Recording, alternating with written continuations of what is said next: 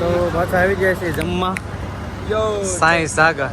અને ગમે એ ગુજરાતી હોય, ખાસ કરીને આપણા ભાવનગરવાળા કે એ બાજુના કોઈ પણને જો વેજ જમવું હોય એક નંબર આપણા ત્યાં ગુજરાતી જેવો આપણા ઘર જેવો સ્વાદ, તો અહીંયા આવી જવાનું સાંઈ સાગર.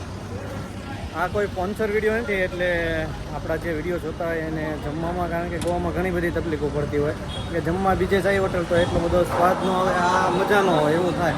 આ હોટલમાં બેજ જમવાનું મળશે, આપણા ઘર જેવું જ તે સાંઈ સાગર. સ્પોન્સર વિડીયો નથી એટલે કોઈ સ્પોન્સર વિડીયો નથી, પણ આપણે સબસ્ક્રાઈબર માટે કહું. તો હવે જમવામાં મગાવ્યો છે મસાલા ઢોસો અને એક ડીશ. કેમ છે જિગ્નેશભાઈ સ્વાદ? એક નંબર. અને સાઈઝ છે મસાલા. જમી લીધું છે કમ્પ્લેટ અને જમવાની બહુ મજા આવી ગઈ. હોટલનું નામ છે સાંઈ સાગર, યાદ રાખજો. અને આખી વેજ હશે, નોનવેજ આવી નથી, તો પૂરી વેજની જ છે. અને જમવાનું એક નંબર છે. એટલે કંઈ પણ આવો તો ગોવામાં જમવાની બહુ તકલીફ પડે, એટલે બાજુ આવો છો. એક જેટ તમને લોકેશન કહી દઉં. આ પાર્કિંગ છે અહીંયા, પાર્કિંગની બાજુમાં અહીંયા છે સાંઈ સાગર.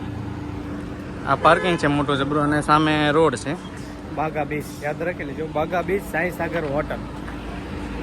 જમવાનું મસ્ત મજાનું મળે છે. આપણે કાઠિયાવાડી જેવો જ સ્વાદ આવશે. બાકી બીજે એમ ઘણી જગ્યાએ ટ્રાય કરી પણ ક્યાંય મજા ન આવી. એટલે બતાવું છું આ સ્પોન્સર કોઈ એથી ફરી એક વખત કહી દઉં.